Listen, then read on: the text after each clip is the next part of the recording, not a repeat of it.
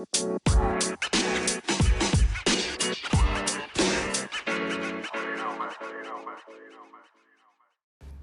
right, guys, welcome back to the podcast. Welcome back to Game and Compute. On this podcast, lately we are talking about a finance and career and education related topic in this series, Millennial Recession or Recessions experience, where I talk about my experiences with this current recession as well as my experiences with the previous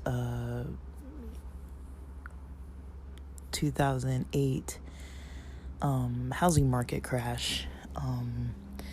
So I've spoken to how that impacted my education and income. One thing I want to speak to is the impacts on just job applications. So when the housing market crashed in 2008 and I was finishing up grad school for my master's, I was basically I was basically trying to go from my master's and get work. So that was the situation then. And I'm having coffee right now, guys. Got a black coffee. It's kind of a bulletproof coffee. It's got some ghee and some MCT oil. And it's barely 7:30 a.m. so I wanted to get some recording in. But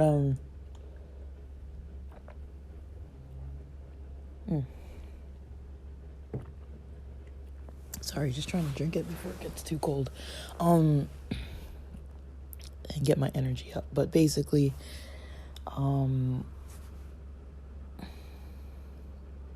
yeah, I was applying for work after grad school, and the difficulties I was coming across were, maybe it was the field, but applying for research-related positions through kind of psychology programs. I remember applying to a lot of USC positions, other type of university positions, and I had a hard time getting work. And the jobs I would have been offered wouldn't have been full-time or high-paying. I think it would have been about $15 an hour from what I recall, which back then was pretty decent money. But it would have been project-based. I wouldn't have been full-time. Or it might have been full-time for some of the positions. I don't really know about the benefits or anything. Like I never really worked in a job where I really knew too much about like asking for benefits and stuff. Like I'd worked at an elementary school before. It wasn't full-time, and that was like a solid paycheck, but it wasn't full-time, and I was also in school, and I never really talked about like retirement, any kind of benefits, nothing like that. So I'm gonna guess that these jobs might have like, they might have taken out taxes, might have had benefits. I really don't know. I'm just assuming because they're like major universities. But again, it wasn't 40-hour work week. We weren't having that discussion. It was like, it's maybe like 20 hours a week and like this amount of money. And that was basically it. And I wasn't factoring in, I'm going to be driving from another part of the city through LA, and another one part of LA to another part of LA. And I wasn't considering that. I wasn't considering, was I going to move? How much is rent? And I wasn't considering there are just things I wasn't considering because I was like new out of school, didn't really know much about the employment world. So I feel like, while my experiences were hard getting work, I was able to find like kind of side work, doing tutoring through the No Child Left Behind program. Again, it wasn't full time. Working through University Tutor. Again, it wasn't full time. Taking some odd jobs, doing like logos, websites, blogs, like setting up a whole thing like that, business cards and stuff like that for people opening businesses. But the few people I was working for either just wasn't good. Like they either weren't trying to pay because they had these like lofty ideas and weren't really organized, or they were paying but they still didn't really have a good picture of what they needed. So it was really hard for me to like organize to do my job. Like I remember this one lady I was working for, she'd have me come to her house and do like 8-hour shifts, and she'd take me and her family out for lunch midday, like for like a couple hours or so. And she was like standing over my shoulder watching me try to make logos for her company. She had me set up a website with a domain name and everything. And then she wanted to change the name of her company and change the name of and I'm like, well, if you're going to change the name of your company, then this domain name doesn't work anymore. And like, if you don't have this domain name, like your business cards and your logo aren't going to make any sense because they all have to like match the same thing. Like say if it was called like RRR or something, I don't know, like for example, RRR business, and then she's like, I want it to be called AAB business instead. And it's like, well, all your business cards say this and now your logo looks like this other thing. And it's like, her plan wasn't really too solid. I heard that she did eventually get the clinic open that she was trying to start, but it was like, she didn't even know like what, she wasn't really at a stage where she could use me, because she was still like proposing her idea to get like grants and money to like open this place. And I was like, well, if you're still proposing this, that's not really gonna work. And it just wasn't gonna work for me. I was, after a while, she would contact me every so often, but I remember the first day she was just standing there watching me do logos. And then right when I would finish one, she would be like, oh, like, I want it to look like this instead, or I want it to look, and I'm just like, I just sat there drafting like all day long. And I was like, and I think she paid me like $100 a day, which, I mean, back then was like, it's like, okay, like it's not a lot of money, but it's like to have someone like standing over your shoulder. And I was doing this on weekends because she was working weekdays. So that's the kind of work I was doing at a grad school. Now, I think during this time too, I did get hired eventually was I working at Old Navy? I think I was working at Old Navy. They were doing like a remodel, and I didn't do good at that job. It was like an overnight job. I can't remember when I worked overnight at Hollister. I feel like that was like before this time period. But anyways, like it was just jobs like that. Like I didn't really do good at the Old Navy job. It was a lot of like late night work, and they weren't really clear to us about like how fast they wanted us working. If you know how Old Navy looks, at least back then, I don't really shop there anymore, but at least the way it looks, I have no problem with it. I like that they have cheap clothes. I like that they have really affordable stuff. At least they used to. The reason why I said I don't really shop there is because I do a lot of my shopping more so online, because that just kind of suits me better. It's like I kind of see more options and get to, look at prices, and usually I can wait for what I need. So I'm usually not going to go into a store and be like limited by the store when I can go online. I feel like it's less limiting online. That's all. I have no problem actually with Old Navy, but with management, basically, they would have on shift for the night. I think we worked 10 p.m. to 6 a.m. or something like that. And they would have on shift me, say, for example, like one female, one male. The female would be on the female side of the store. The guy would be on the guy side of the store. and they expected us to fix, you know how Old Navy has like the tables, the clothing racks where there's the clothing hung up, and then those little like cubbies for the different like folded items. And so you know how they have those different like almost like a large cubicle section for like different like size ranges, age ranges. So they said each one of those should take us no more than 60 minutes. And they had two people working basically most of the evening. And, you know, it was destroyed. The store had been destroyed. This was during like summer back to school sales and stuff too. And everything had been destroyed because people would just go through and just like throw the clothes all over the place looking for their sizes and never fold them back. So our job was basically just to refold everything to look pretty perfect, but they wanted us to do it so fast. But also they never communicated that to us until later on. They're like, oh, like you're only this far through the store and the shift is almost over and you still have all that. And it's like, that's when they were like, it should only take you 60 minutes to do like one of these sections. And it's like, oh, okay. Like they weren't really telling us like the time management related thing, or that like we need you to do all of this by tonight, every shift. You know, so that was one of the reasons why I couldn't keep the job, is because I wasn't aware of what their expectations were. And I also was a bit passive and I didn't really ask. I just assumed things were going well because nobody was complaining. And then when I kind of heard, you know, there was me and another guy and this other lady that they were saying like, you know, we couldn't keep that job. I remember one day going in and trying to log into the system and I couldn't. And then this other guy tried to log in, he couldn't.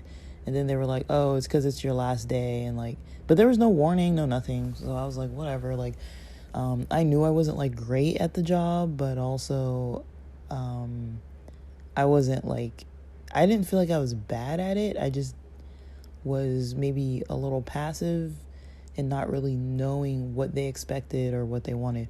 But I do remember during that time period, people were kind of like desperate for work.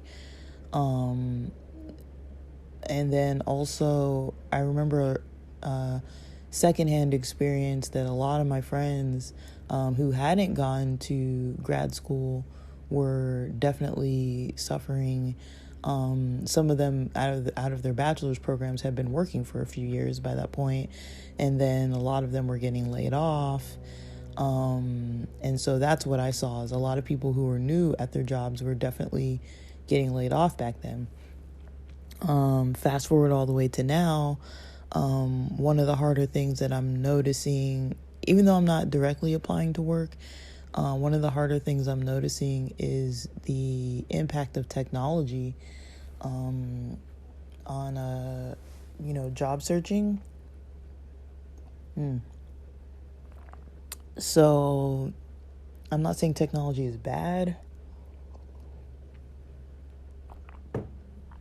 but it definitely impacts the job search. It can screen people out that might be qualified.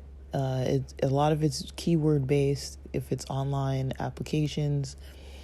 I remember back then, like, doing a lot of applications online, like the Target related stuff and all that, and not really being like necessarily overqualified, but I feel like because I had a master's, people weren't taking my applications as seriously, but also it could have been something else. But I remember when I went to that WorkSource center to try to get that community help to get my to get myself into some kind of employment, because it was taking a while. That's what was frustrating.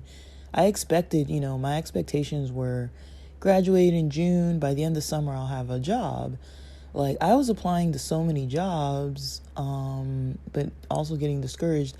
And I remember just going to the gym. That was the first time I had a little financial aid left over. So I spent I think it was like $1,000 a month or something for a trainer, and got a trainer at the gym and just went to the gym every day. I remember the first month, went to the gym every day for a month for 30 days straight. Got a trainer within that time period. Didn't keep the trainer, and then kept going to the gym. And I saw results right away, because of the consistency of my workouts. And I remember seeing those results and being really happy about that. And that was mainly what kind of kept me going, was just having that focus. But I remember like not being in touch with my mood, but kind of noticing like, the trainer was often saying like, oh, like, are you okay? Like, you seem kind of like upset. Like, I was just kind of like, like checked out, kind of emotionally checked out, I guess. Wasn't like laughing, wasn't like joking. And he was perfectly a nice guy. Like, and then, yeah, so having that experience, and then, yeah, like it was early for me, but trying to do those like job surveys and stuff. And I remember looking for work on like Monster and all these other sites where you have to do like all these like questionnaire survey type of things. It would take like an hour for each one, and they were so boring. And I was like, there was like not a lot of motivation in it for me because I didn't really care. But it also wasn't just me. I had a lot of friends who did not get work. I don't know that many people who got hired out of grad school. It wasn't because of our program or anything. I do think it was because of the economy.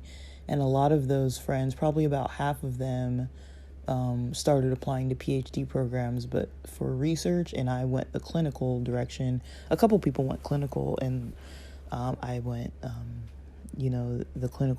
tried to go the clinical direction, because that's kind of the message I got, is that you need clinical experience. And I had zero clinical experience, but that was what it seemed like people were, the message I felt like I was getting was that I'm lacking clinical experience. So I was like, well, might as well go to a PhD program and go back to grad school. But the difference now is that I've been in the workforce. I kind of know what to look for, what I need, what my budget should look like, what my income should look like, what kind of benefits I need, how much I need to actually make, what kind of work environment I want to be in. Like, I know so much more now. It's not just like apply everywhere and get a job. Because this is like, I don't know, how many years later are we now? Like almost 10 years later now, I guess. I think, because I'm 6 years at this company, but I think almost 10 years later. So that's kind of the experiences that I've had, like when it comes to work and the relevant things related to work.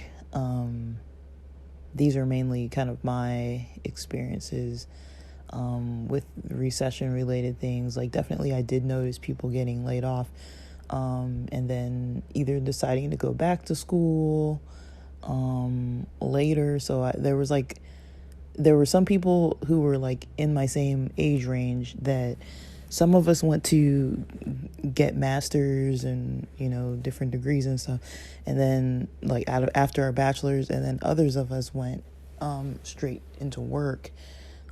Because I was in the psychology field, it wasn't really possible for me to go from a bachelor's back then and then like actually get like work that I could sustain myself off of. Things have changed a little bit in the field now too, because I do see people with master's degrees getting hired, even in clinical. And so back then that wasn't really the case, but now that has definitely changed.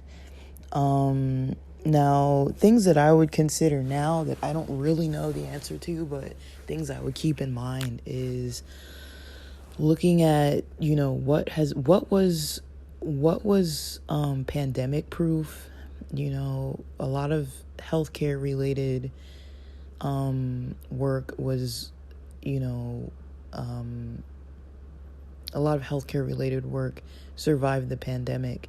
What kind of work didn't survive the pandemic? You might want to look at that kind of thing. I think about, healthcare was pretty solid. But it's also changing. The quality's changing. The quality's getting a little worse. I'm noticing the ability to, on my end, to provide proper care to our clients is getting harder and harder because the resources are less and less available. And so we kind of have to get creative with how we're doing things sometimes. Not breaking the law, not doing anything fraudulent, but, it's like sometimes, you have to go some back route through some call line or like, fax something and then send some other message some other way. It's kind of like, okay, like how do we help these people get their needs met?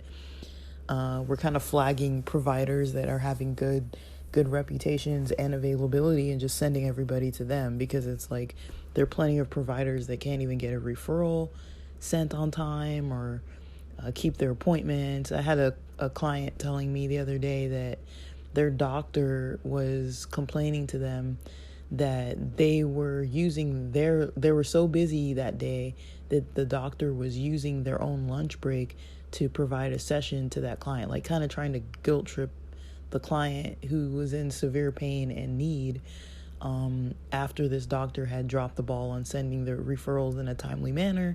And then the referrals expired through the insurance, and they had to go again and get them sent again through this whole process. It was just not ideal. So I was kind of thinking, along those lines of if you're going through the academic route, not necessarily through school, but even like maybe in school or applying to work at schools, that's something to consider is, looking at the changes of what's happening in the education fields. Also looking at the changes of what's happening in technology and in larger corporations. One thing I'm noticing in larger corporations, just from talking to clients who are working a lot of entry-level positions in stores and things, Starbucks, Vons, Smart and Final, Walmart, these different kind of large brand sites that are very well known, even worldwide. Their, HR is having problems getting back to people in a timely manner. People are having trouble getting work hours. Some people, when they leave, they're kind of having to fight for their final paychecks or making sure that their vacation and sick leave is getting paid out. These are things that I'm seeing consistently across the board, just people getting cut hours, not being able to get in communication with upper management, not really having able to call through the staff call lines to kind of get your needs met and everything. That's something I'm definitely noticing. So I hope this is helpful and just things that you can consider. Sorry, I gotta open the windows. 7 a.m. It's already 75 degrees. It's almost 8 a.m. now, so I'm about to log into work. But just from my own experience, that's kind of how it went for me, and kind of things that I'm, like when I talk to the employment side of people that I know now, who I'm helping through my job, my clients that I help with their employment related goals. That's the type of stuff that I'm talking to them about, even though I think they couldn't care less. They're not really into looking into all trends and stuff. But I mean, those are the types of things that I would say, if you haven't really applied yet and you're looking to apply, those are some things to keep in mind. Again, it's not to shed a negative light on anything or assume that things aren't going to work out or put any negative energy out there. It's just, sometimes, it helps to kind of just hear.